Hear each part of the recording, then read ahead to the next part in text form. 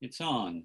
So, well, the first thing I've prepared is to talk about what is GPS. And well, GPS and mapping, they're two separate things, but they're offered together most of the time in consumer appliances. So GPS is a global positioning system set up as Navstar by the US military in 1977. Since then, it's become mostly civilian. In fact, I think even the US military use civilian versions of GPS receivers. And there's also equivalent service provided by satellites belonging to Russia called GLONASS. For Europe, it's Galileo, and China has a Baidu. So each one of those has about, I don't remember, about 20 satellites each. They're somewhat different. To get a receiver compatible, you need slightly different electronics for each of those. So, but I think many smartphones that do GPS, even though GPS is a US military brand name, they're probably also using the Russian, European, or Chinese version. So the satellites that provide the GPS information, they're in a tilted orbit so that they're not all clustered around the pole like some communication satellites.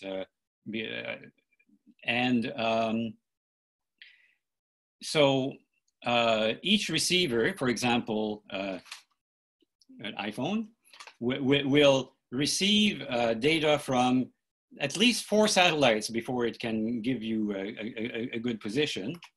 So from each satellite, it gets the time of day in a very precise atomic clock. And also it publishes details of its orbit so that the receiver can calculate where the satellite is now and is going to be 1 second, 5 seconds, 20 seconds from now. And so from knowing where the satellite is and the time it took for the signal to get through, you can get the distance. If you get distances from 4 different sources, then by trial and error, successive approximation, you can do calculations that of where you most likely are given the times from those.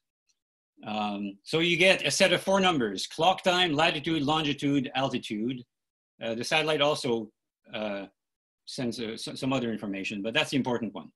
So there's no map involved. The satellite does not provide maps. GPS does not provide maps. It provides a position. But to be useful, that gets combined with the map. The first time we used GPS, we had a Garmin GPS receiver. We were bicycling. We would get the latitude and longitude, take out our map, take out our ruler, and figure out on where we were using that. That's not practical. Much nicer are the smartphone apps, such as GaiaGPS. I have no investment in GaiaGPS, no kickbacks. It just happens to be one that I've been using for about 10 years. And I've tried a few others, and I haven't found one that I like better. I'm not saying that that the other ones aren't better or even as good. It's just I'm talking about what I know. And I'm probably going to post these notes somewhere, but I found a really nice article on maptoaster.com that talks about GPS and why, for example, sometimes you start up your GPS app and nothing happens for 30 seconds. That depends how far you moved and how long ago the GPS was active and knew what list of satellites was available. I'm going to talk about error now, because error is a big thing that people have faith in computers, people have faith in the internet and what machines tell them. Don't do it. The best that a consumer GPS gets is about 10 meters. Sometimes by luck or by a clever computation, you can get better than that. but you shouldn't trust it more than that. So if you go twice on the same, or I have gone twice on the same route, or walked with Teresa, who's a couple of meters from me, and our tracks are 10 meters apart. It's just GPS have errors. The error for altitude is usually the worst. One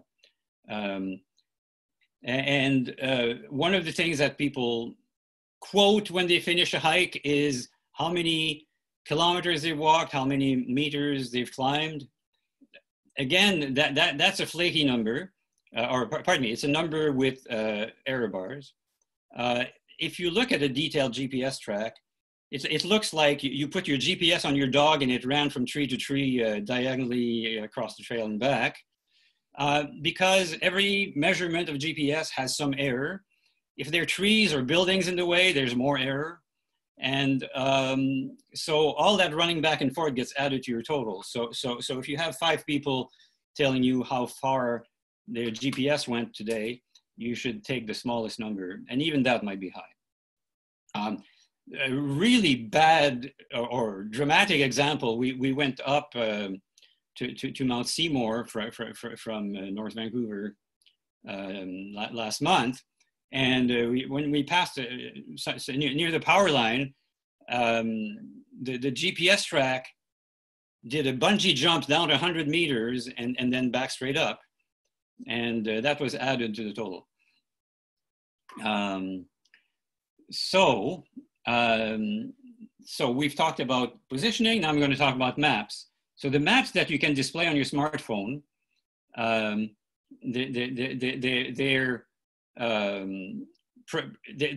come to you over the internet. They've been, getting a GPS signal does not require internet access, because it's just between your receiver and those satellites which are broadcasting. But if you want a map with that, then you have to have some kind of deal with a map provider that has got all those maps stored on a computer in a way that can be shared with your smartphone app.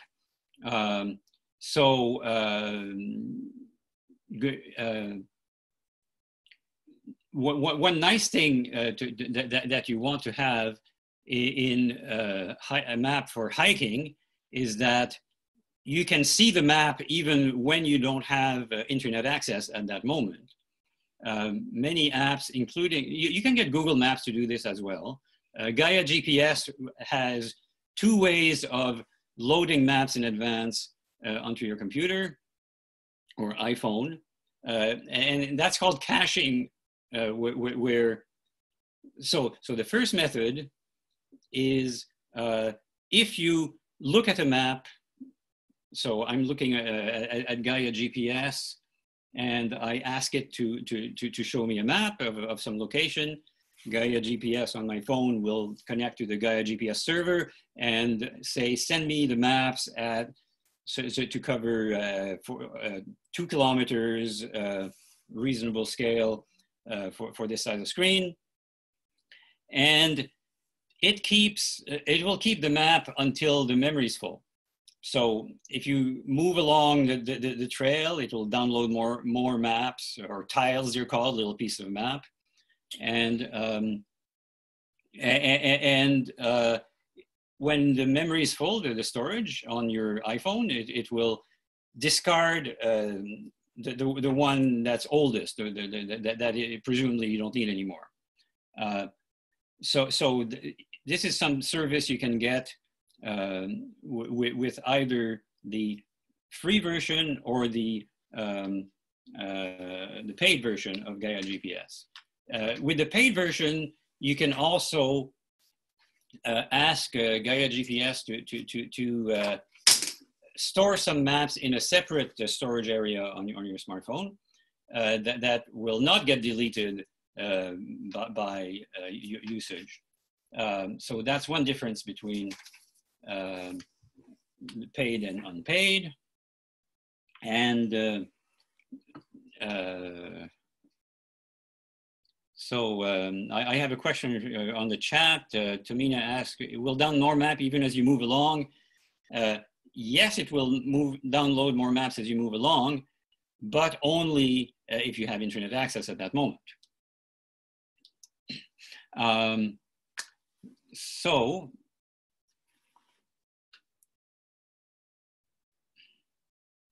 there's two kinds of maps that are used by Google Maps and GaiaGPS. There's one that are a picture of a map, like you would take a photo of a paper map, for example, that means that when you zoom in, the text becomes larger, for example, because the text is just part of the picture. And then there's what's called a vector map. This is from computer science graphics. Vector is where you're redrawing lines from coordinates every time. And so some of Gaia's maps are vector. And the result is that the text size is always too small for my eyesight. Because if you zoom in, it will redraw the text at what it thinks is a reasonable size. GaiaGPS is designed by young people for adventure, and I've mentioned to them that I wish they had an option for a larger type, but so far it hasn't taken. All right. So I'll mention in passing other GPS mapping apps because I don't want to give the impression that I'm disrespecting all those other ones. So Wikipedia has a page called Comparison of Satellite Navigation Software. And so Google Maps, TomTom, Apple, Maps.me. It says OpenStreetMap. I don't think OpenStreetMap has an app, but it has maps. Strava, Waze, Vancouver Trails. There's also GPS devices. Garmin is the best known manufacturer, which is a handheld device. Yeah, so I was saying GaiaGPS was started as trailbehind.com in 2008, and but they changed the name to Gaia the next year. And their advertising targets high energy sports, but it's great for hiking, it's fine for driving. I've used it on an airplane where I stick my phone on the window and wait a few minutes, and usually after 3 minutes, the phone will start showing where I am and what lake I'm going over. Yeah, if you pay them about $40 a year, they'll offer a large catalog of maps. The default maps, if you don't pay, my favorite one is the Gaia Topo. The free version offers the US, or I guess it's imperial, feet and miles. I prefer metric.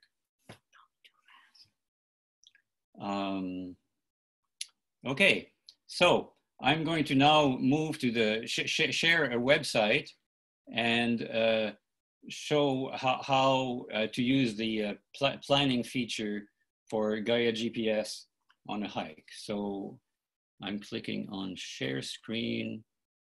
Screen I'm going to share is this one here. Okay. So I'm showing on the screen where this is Seychelles Peninsula.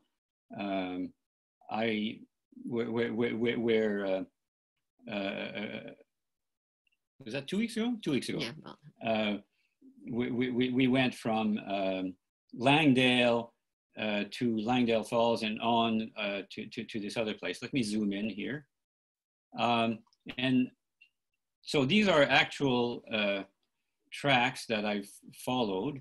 But the question I'm going to work out here is how to calculate a couple of alternative routes. So when we get to Langdale Falls, there seems to be this shortcut to get to the trail here instead of going down, along, and up. First, I'm going to show you the, do a calculation of going along the route we actually took. Here we go. So I'm going to, this discrete icon here, create route, you know, it's a line between dots, and it makes as much sense as most icons. So I'm clicking on this. Now, oh, I see. I'm not seeing the chat. I don't know if anybody has chat. Okay. Oh, you may have seen two questions came up while I was talking. Do the maps show most trails? Gaia GPS maps come from OpenStreetMap. They're uploaded by volunteers all over the world. Somehow OpenStreetMaps arbitrates on which ones are interesting about the millions that they get. And in my experience, yes, it shows most trails in the places that I go. And Tamina mentioned Pocket Earth as another app for GPS and mapping. All right, so we have started,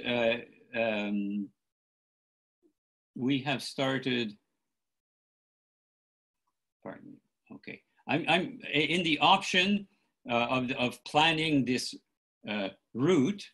So it distinguishes between a route, which is a planning, and a track, which is what you've done while doing it.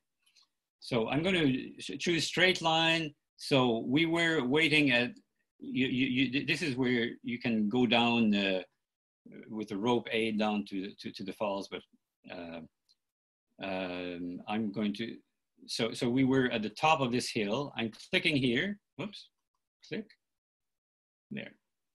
All right, and so I'm going to do a rough calculation.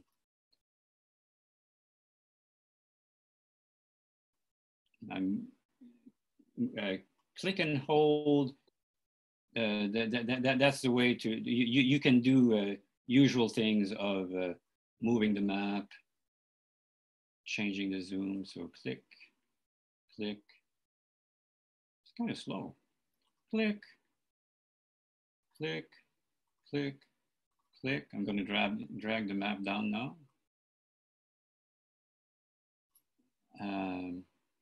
Click, click. Okay, so this is, so I've got a calculation in the lower screen that it's 2.57 kilometers, and there's 242 meters of climbing. I'm just going to write it down, 2.57 kilometer by the lower route, and 242 meter climbing. Okay, well, I mean, I could save this, but I'm not going to, because this is just an exercise. If it was saved, it would be saved to the, under my personal account on the Gaia GPS server. But I'm not going to save it. Okay, so now I'm going to calculate. Oh, and maybe you noticed while I was doing that, that it actually has looked up on the map the altitude of all those points to tell you how much climbing you're doing. That's a very useful, measure. Okay, so now I'm clicking create a route again. At the bottom, it shows me that it's created a route. And I'm going to do it in hiking mode. So this time, starting here, and I'm clicking here, and now I click way over here, and it says, oh, I know, there's a trail there. So click here, and if I click here, who knows which one is going to pick? Oh, okay. And down to here, that's a comparison. So it's 1.75 kilometer, considerably less. It's like 3/4 of a kilometer less distance, and you know, you can believe it looking at that. And 271 meters of climbing, more climbing. So the choice we made doing this 2 weeks ago is that I've been along the lower trail. I like the lower trail. I have no idea where the upper trail is. It's more climbing. I'm tired. So we took the more distance in that case. So if I say, let's say I'm going to save this. I clicked on save. Route title, yes. My preference, I like to have a short title that has the date. So this is 200723 NV Nature Vancouver Langdale option 2. And I guess that's it. I can look up under my account here in the upper right corner, routes that oh, see on page, leave page. I'm doing something wrong here.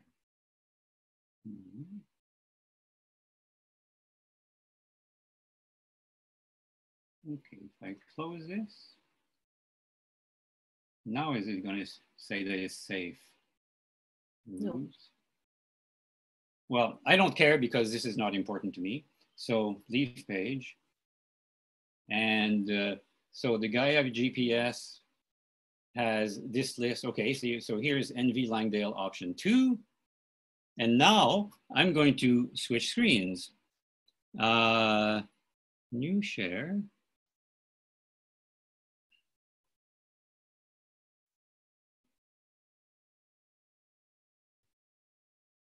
Okay, so no, we don't want that. We want GaiaGPS. And if I look under saved, then I have, oh. It's not in the right area. It's in scattered. There it is. Oh, there, okay. So it was a bit slow downloading. So GaiaGPS automatically downloads,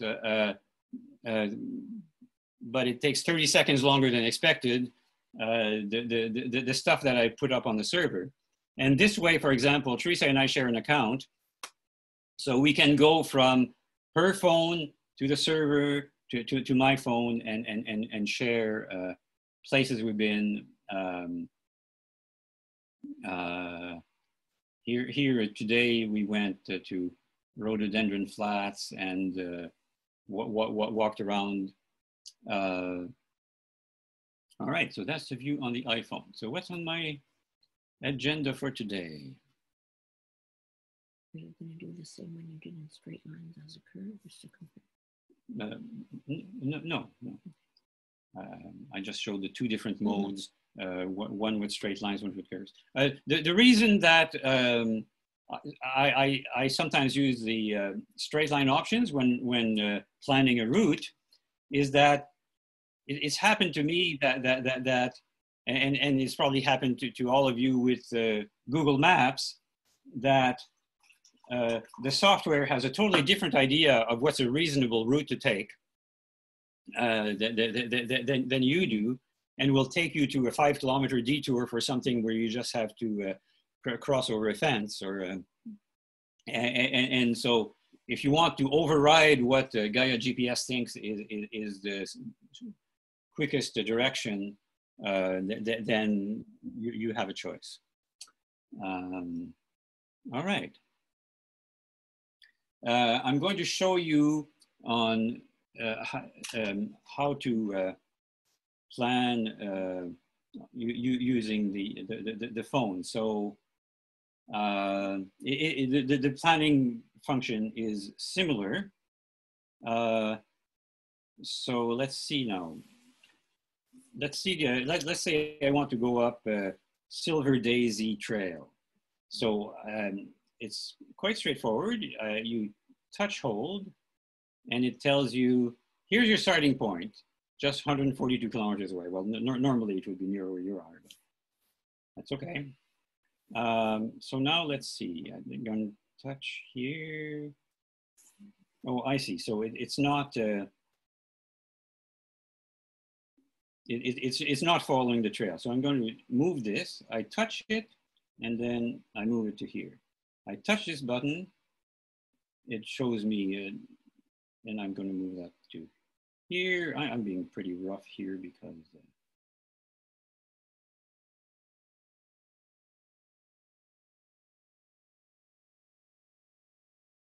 because the exact details are not important.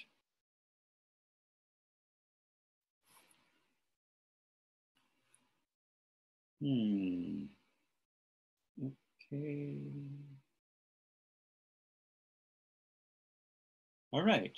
So I've done this, planned this track. You can see in the lower right corner that is 6.8 kilometer, and it's calculated the altitude change at 1,400 meters approximately. I am not at all tempted. So now I'm going to save the name. I'm going to be Silver Daisy test. Save. There we go. So then that's going to appear also on Teresa's phone and on the GaiaGPS website under my account. The privacy is really good on GaiaGPS because you can say that you can tag some of your routes or tracks with share with the world, or share with a few people, or don't share at all. So I've never caught them sharing my private stuff with the world, for which I'm grateful. But then I've sent them, well, no, I haven't sent them lots of money over the years. I sent them $40 10 years ago, and that was good for the first 10 years. And now they just cut me off and say, from now on, you have to pay if you want them. But in my books, that's worthwhile. Okay, so somebody asked, does this take a lot of data on your phone? Well, you can set a limit to how much space is reserved for the cache as you scroll, which is that if you move the phone like this, it will load new bits of data. You can see it's happened really quick because I haven't been to the States. So that's what, and you can also, I can't show you because I've been practicing with the free account since they cut me off, because I wanted to be able to say what the free account does and get out of my position of privilege as a grandfather. Yeah, grandfathered account. All right.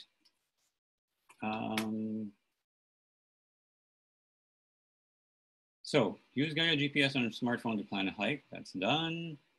I'm going to talk about battery saving measures while using in the backcountry, because some people don't know about this, and some people have asked me. So when you're out away from, when you're in the wilderness, you're in a position where you want to save your battery, possibly because you're counting on this to get you out. Then in the settings, now I'm talking about iPhone, but Android phones have similar features. You turn off Bluetooth, you turn off Wi-Fi because there isn't any. You probably should turn on airplane mode, which also turns off the cellular communication. Because especially in areas of weak signal, the phone makes a large effort to communicate with towers, and that drains the battery.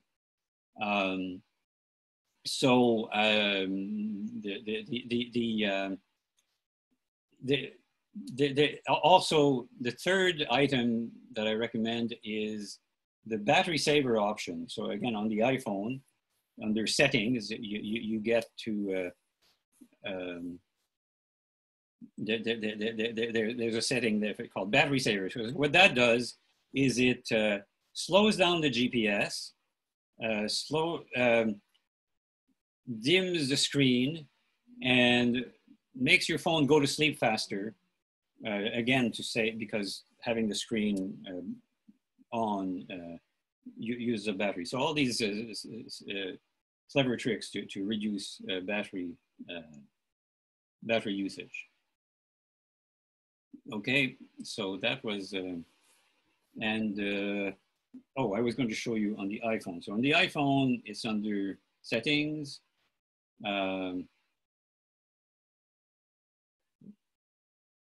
That's not usually what settings, my phone is not behaving the way, oh, there, that's better. That was weird. Okay, so there's Wi-Fi. You can see my Wi-Fi is off, Bluetooth is off. Airplane mode, I didn't turn on airplane mode, but it's okay. And then further down is a battery, there's a low power mode. You can see in the upper right corner that the battery thing turned yellow, and I'm turning it off. Okay, so that's battery saving.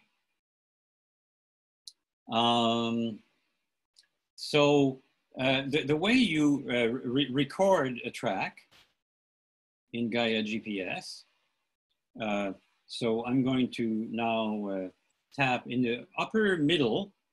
There's this little target. It's a circle with four little dashes. That means jump to the current location. When it's red, it means that it's going to move the map to follow me. When it's here, it's going to move the map and change where north is, where it thinks I'm headed. And the third time is normal, and I'd rather be normal. Right, so in the upper left corner, there's a record button. That's all. You push the record, it starts recording. You know you're recording because it's showing minutes and seconds.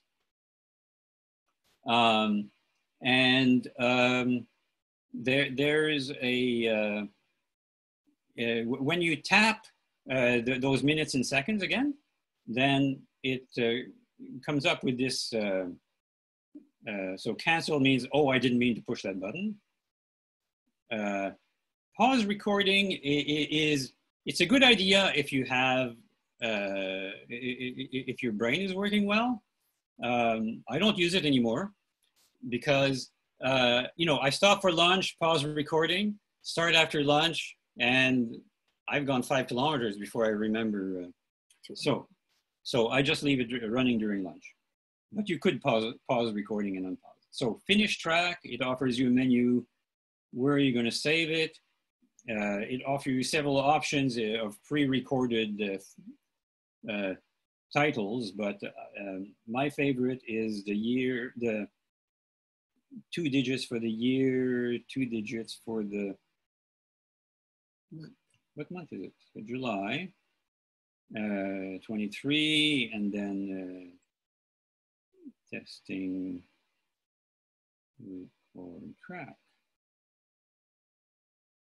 Hey, good spelling too. So done. And, oh, no, it's not done. I haven't touched the save. Okay, so that's done. I don't know why it's showing me that map, but I don't. It's okay.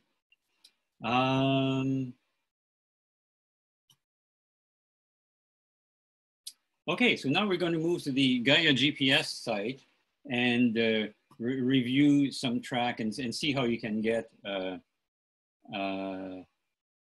see how you can get to extract the maximum of information from someplace you've been recently. So I don't want routes, I want tracks. I want what I've recorded. So to give you an example, tracks.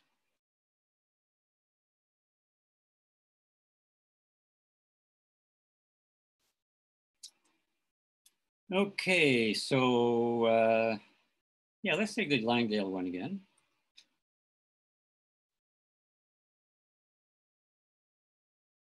Oh, I don't think anybody's seeing my You didn't share this isn't the screen. I need to switch which screen I'm sharing.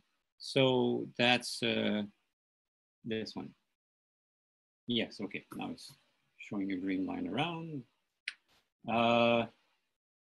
Right, scroll down a bit. So, so here we have the track. There's some waypoints I made along the way. So if you position the pointer, the mouse pointer somewhere, it will show a little blue dot on the corresponding place on the map. So here we are. So let's see, the x-axis is distance. I like, distance is good. Okay. Yeah, I mean, it's interesting to have time because it shows you where you had lunch. So you had a choice between having the x-axis or distance. Yeah, you can show time or you can show. All right, so we started from the ferry terminal. You can see the elevation was 4 meters.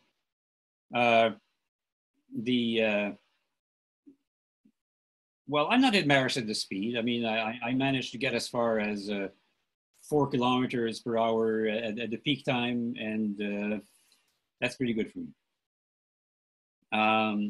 So moving along, so when we started at Mike's Trail, the elevation was 70 meters, for example, and you also see you'll see at the top of the graph, it's kind of gray, but probably you can see it. It says Thursday, July 9th, 11:03 a.m. So you can, for example, if you witness a car accident when you came to the end of Mike's Trail, you can say, oh, that was at 11:08 a.m. July 9th. Or if you want to coordinate between the photos on your camera that doesn't have a GPS and the GPS track, you can say that the photo of the beautiful flower that I took at 11:08 a.m. is in this location. So that's useful information. Of course, the other useful stuff is how the elevation changes with time. If you're going to tell people how steep things were. People could see that.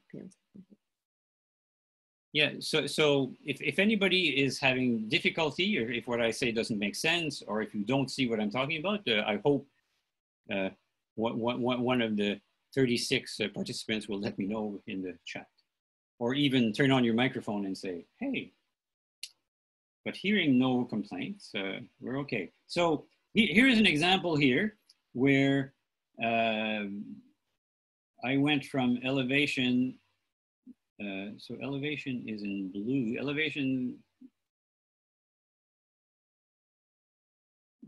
speed, I don't want speed, I want elevation, 300 meters, and then, oh my God, the elevation went down to 155 meters from 1:35 p.m. To 1:32 p.m. So that's another of those bungee jumps I was mentioning. Okay, so we did not really jump down that far. You can also see in the zoom at that location. This is our lunch location by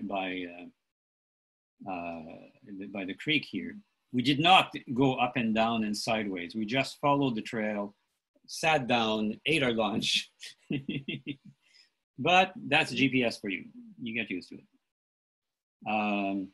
Okay, so back to 375, back down to 273. No, that didn't happen.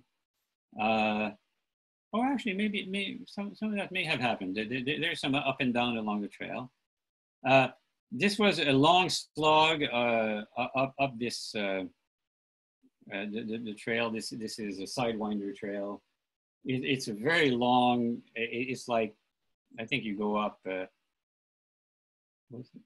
No, I thought it was more meters than that. So from to 554 from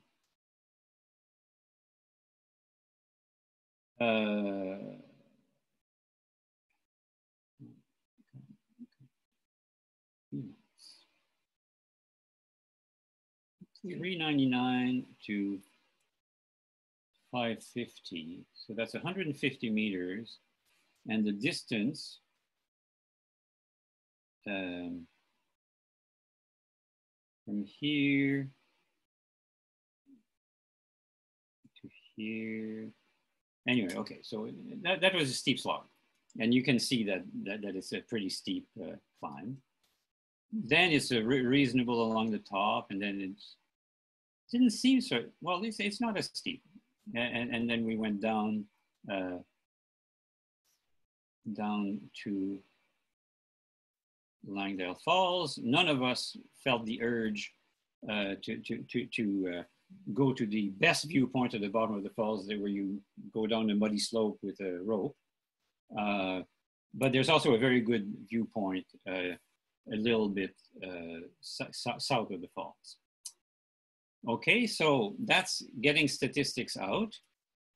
The next thing I'm going to talk about is downloading the track. So if you want the track, if you want to share the track with other people, on the website under data, when you're looking at a particular track, you can downloading. KML is a favorite format for Google Earth. And GPX is a favorite for most other. So for sharing with it. For sharing with others.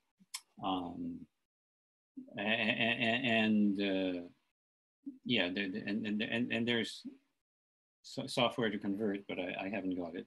So that has suited me fine.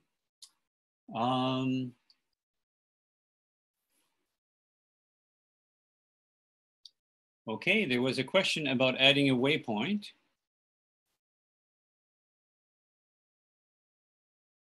Notes section on the app.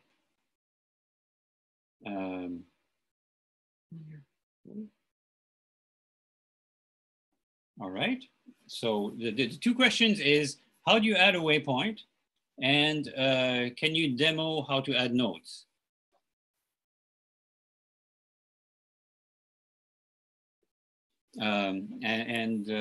So I'm going to switch screens to back to my phone, which is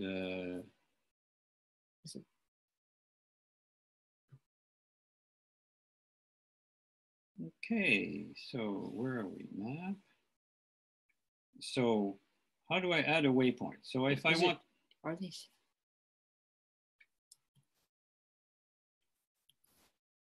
No. No, it's not. The sharing hasn't worked here.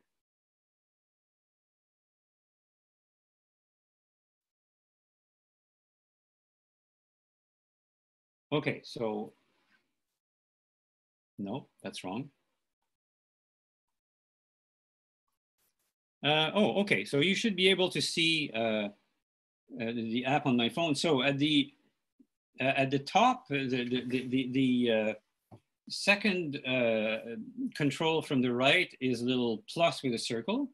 So that's add a waypoint, or various things, including add a waypoint. So you can click on add waypoint, and then you're responsible for moving the waypoint to where you want, or add waypoint my location. Well, that's obvious. It adds a waypoint at where you are at that time. So add waypoint, and then I can move this, say, let's put it there. Let's see. To here. I'm going to type on save. Save and guide is when you want Gaia to tell you continuously how many meters away you are. And this is going to be Seagull Place. Okay, so there's a waypoint added there, and that's how those waypoints got added. And you can choose it. You can also choose an icon, but I'm not going to go into that right now because we've been doing this for most of an hour.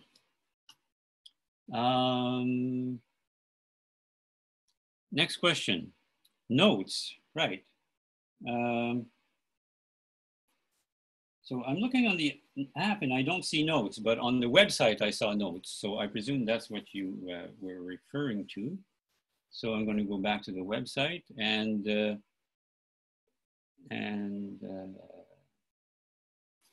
but you can always use a waypoint. So, I mean, you can make a long title for the for your waypoint, longer than I did. Okay, so edit notes, add some notes. Very nice. What are we? Whatever. Okay. Well, I'm not going to save this because I don't want to change that. Okay.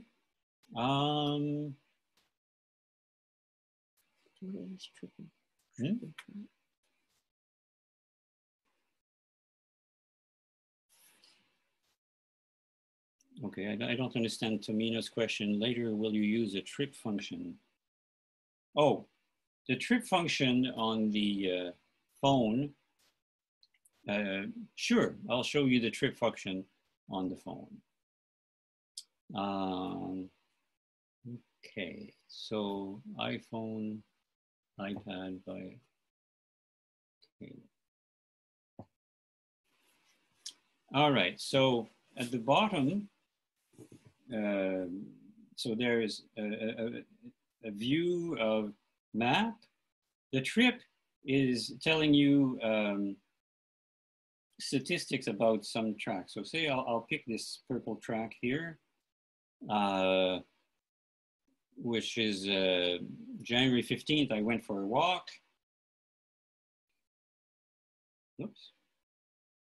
Oh, I tap on the I. And it shows me statistics about, oh, that's when I went to the library. So it recorded the statistics. These are the same statistics you could see on the website. If you don't have access to the website, it's not quite as nice as a website. For example, you don't get the graph, but you do get the statistics, which is, that is 3 kilometers. It took 45 minutes and ascent 0 meters. That's not believable. I don't know what happened then. But that normally it would show you, oh, you do get graphs. How about that? Oh, I see. There was 0 ascent because it was all downhill, because that was returning from the library. Okay. So that's what the trip trip tells you. Then discover. I mean, it's sort of advertising. It's trying to tell you about hikes other people have recorded that they're promoting, and that's great also. I mean, we've gone to places and just asked for popular hikes near you, and we found good stuff. Saved, that's, well, Silver Daisy test is something we did recently. Settings, there's all sorts of things like storage, for example. Somebody was asking storage use. At the moment, I'm using, oh my goodness, 1 gigabyte, including most of that tile cache. So I was saying that the maps are stored in little squares that get stitched together to show on your screen. They're called tiles. So most of the storage is under tile cache, so places I've seen before.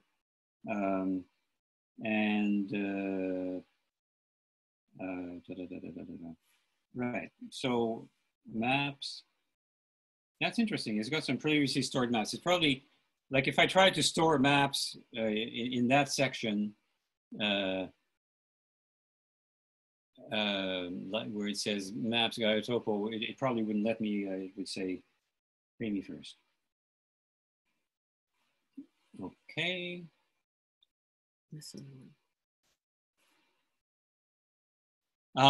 Yes, I have kept my, Tamina asks what happened if your phone is dark and you leave it in your pocket. Yes, it records it all. I've never spent more than an hour before without looking. So I don't actually know whether there's a limit where it would say, well, if nobody's looking at me, I'm going to start recording. So it's possible in my mind that you can't just leave it for 6 hours, but certainly 1 hour, 2 hours is fine. And all the recording will get done. Yes, Gaia, I like it for cycling. Bike routes, there's a Open Cycle Map is one of the maps available.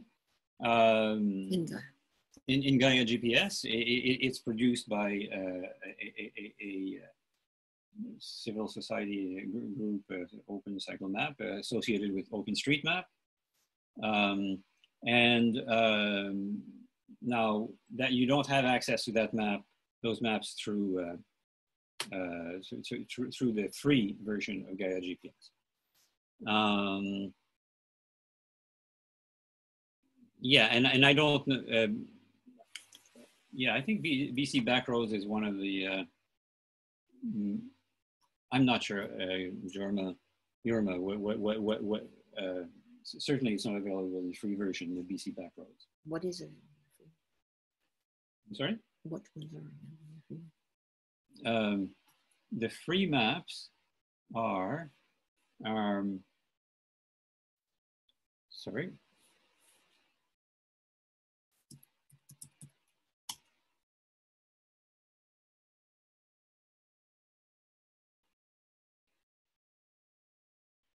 That's a question from Teresa, and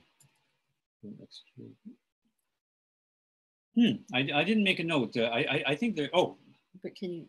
I share your screen. I can just look. Okay. You can show it. The settings, map. All right. In the upper right corner, there's a choose the map. It looks like a stack of paper. So I'm tapping on that, and it shows. Now you can't take this as a reliable information, because Gaia Topo Meters, which is the one I've currently got selected, is definitely not available for free. Just Gaia Topo Feet is available for free. But since I've had this for forever, it hasn't erased it. Mapbox Street HD is a nice one, but again, oh, there you go. Please send money. I am going to pay them, but I just wanted to. So are the ones that are gray the ones that aren't available? These ones that are gray? Just okay, I'm not going to say which one is available and which one is not. I think Satellite with Labels is available for free. No, it's not. Okay. But you could just show what some different ones. I don't know which, Teresa. I'm asking you that. Just saying to show how different it looks if you pick one of them versus another. Okay. Canada Topo. Downloading a map from the Government of Canada. So this is, I'm going to go over to the wilderness where I haven't spent much time. I'm hoping it's, yeah, you see, so there's Coliseum Mountain, for example. So this is, so GaiaGPS didn't have to pay for this, so it's offering it for free. This is a Geophysical Survey of Canada map from the 1960s. I think it's been converted to meters if Coliseum is 1446. Yeah, 1446. Yeah. So it's been converted to meters. I mean, what people have, somebody who I don't know who has scanned these maps and let some software loose on it that follows the lines and figures out the attitude, the altitude, and sometimes gets it wrong. Especially, I've sometimes followed a contour line and around the mountain and ended up in a different place, so that you know, there's some errors in the contours. But okay, so that's an example of another map, but I'm returning to my favorite Gaia topo in the yeah, the Canadian map has tends to have more names of things and more streams and things. And streams, yeah. So I tend to go back and forth between maps to whichever one will show me where I am. Okay. Gail Newell asks, when you take a photo with the app, does it record longitude, latitude with the picture? Is the picture stored only in GaiaGPS? I've never taken a photo from the app. Yes, I'm sure it would add the latitude and longitude, but my smartphone always adds the latitude and longitude to a photo. So I've never I've never associated photos with my GaiaGPS tracks. There's a program that I've got on my Mac laptop computer, which is called GPS Prune, and it's a bit of a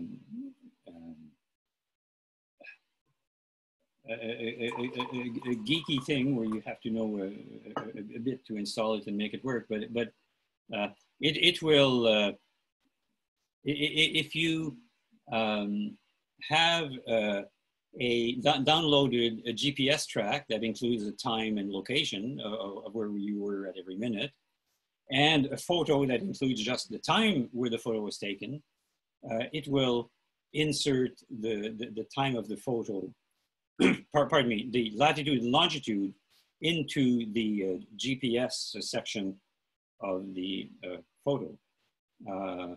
But I'm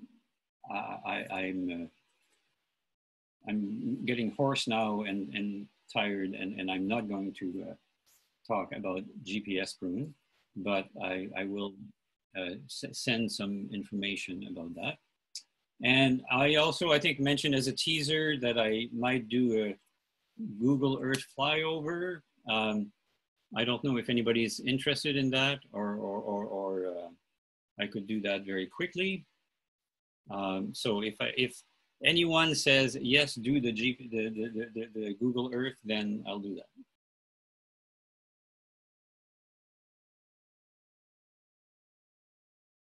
Yes. Okay. So if I have a question, I'm going to write it down on a piece of paper. Okay, Google. So.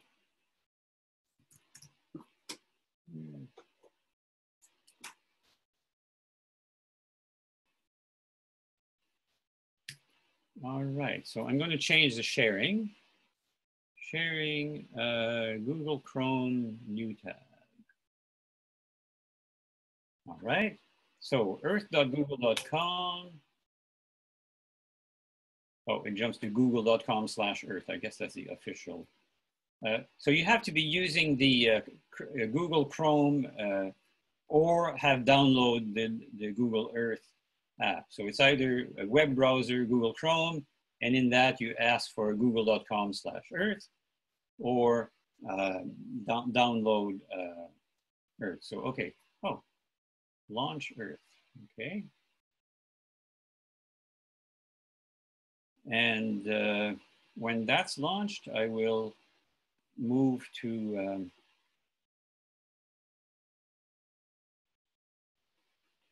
usually takes about 20 seconds.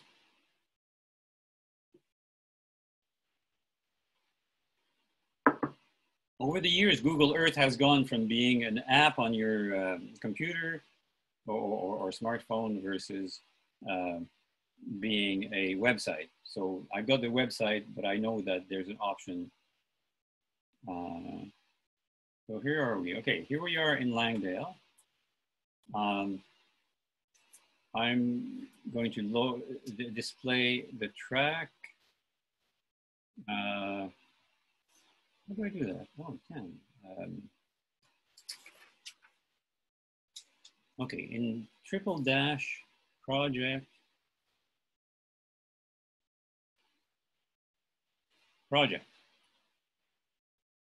Okay, Langdale Falls plus Sidewinder. Actually, I've changed my mind. The one I wanted to show you is Belcarra. That's a better one. All right, there we go to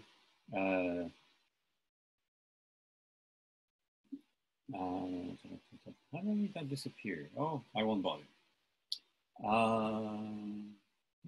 Bigger.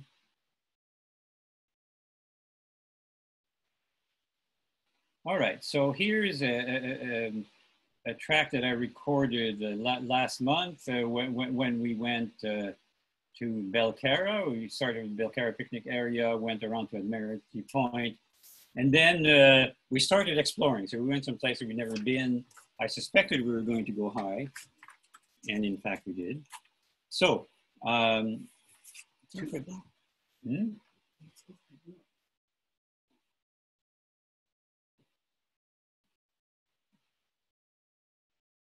I apologize on behalf of Google for having the trees look dark.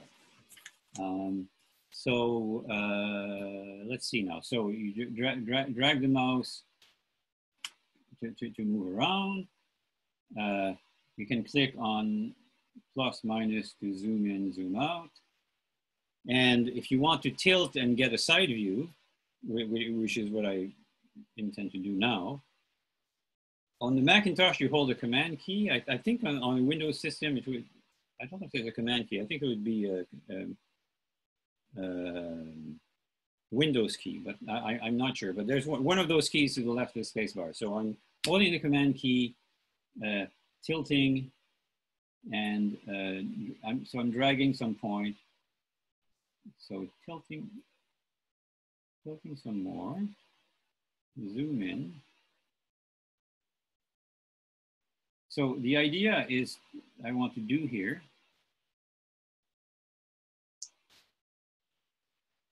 have complete control of this. I just want to get a perspective view of this. So I'm going to hold the command key, go around, and you can get an idea of where the hills are and also what views you would have on the way.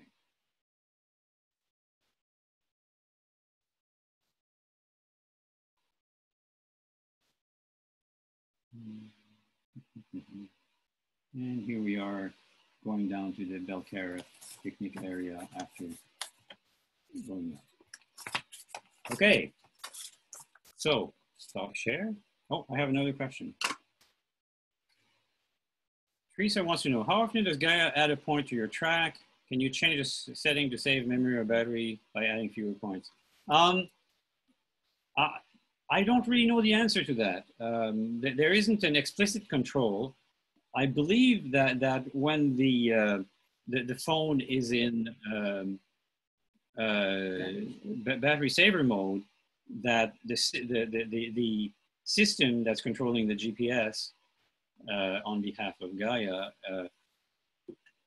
takes fewer points to save resources, but I'm not really sure. No, I've used the program after the fact to reduce the number of points and trim out the bungee jumps and excessive motion, and that's GPS prune. And I hesitate to recommend it because it's a Java program. All you get, you download it from activityworkshop.net. It's an unsigned app, so you have to trust the author and get around the security on your system.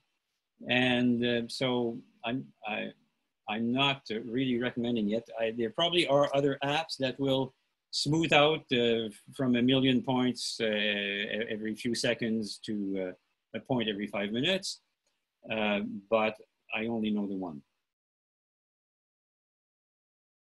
I want to say some things. Go ahead, Teresa. Oh, so I just wanted to say some things just based on my experience. If we, of things that kind of are seem a little counterintuitive to me. It sort of seems like, well, okay, you've got this GPS track, so it knows where you were, except that, as Denis says, there's, because of all the minor errors and the adjustments, at one point is 3 meters this way and 2 seconds later it's 2 meters on the other side, so that you're getting all this extra distance, you can end up with kind of confusing inaccuracies where if you're hiking somewhere and you're thinking, oh, well, I've been here before, I'll just follow the track I've got on my phone, that I found in the mountains, in the trees on the North Shore. I'm looking at my phone and I'm thinking, oh no, we're supposed to go up here. And I start going up and then I look and the new track it's making is nowhere near where the old track looked like. If I went up, I was going to end up on that track because of the interference from the trees, so that you can end up with things that maybe it looks like, oh no, it looks like we're supposed to be on the other side of the creek here. You know, take that with a grain of salt in terms of, does it really look like you could have crossed the creek there? And the other thing that was interesting was when we did the Langdale Falls hike 2 weeks ago, that was a trip that we had done before, and we had a GPS track of it because we had done it in a different orientation than the guidebook that we'd originally done it recommended. And again, what we found was that even though we had the GPS track, in that particular area, there were a number of cases where there's a lot of bike trails, there's a lot of different trails close together in that, and that you really could not tell because of the trees and things which of those trails was the one that you might have been on. So we found that in order to make something that was useful to share with somebody else in that particular area, Denis had to make a lot of written notes that said, okay, now we're going on the trail that's got the pink markers and things, because even though we had a GPS track and we'd been there before, it was too confusing to try and follow the GPS track.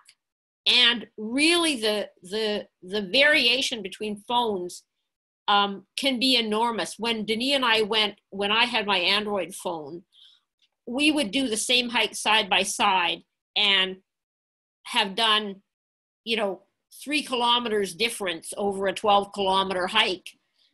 Just really amazing differences. And I mean, of course, what that meant is, of course, that the one person was hiking much faster than the other person to go all that extra distance in the same amount of time. But really just some interesting things to be aware of, and don't be overly confident that even if you have a GPS track from before, that's going to tell you exactly where you are. If you can do the planning one using the trails that Gaia's got in its system, I think you'll get a more accurate. And of course, you should carry a paper map and a compass. I have another question from Jane, which I don't think I made clear because, in fact, I didn't mention at all. How does Google Earth know about that track you recorded?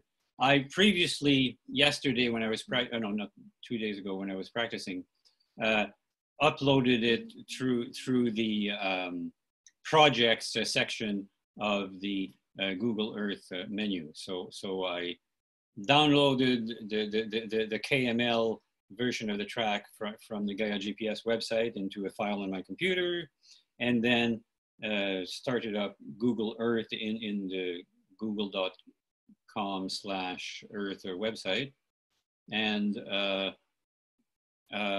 uploaded it as a new project, and that's how come it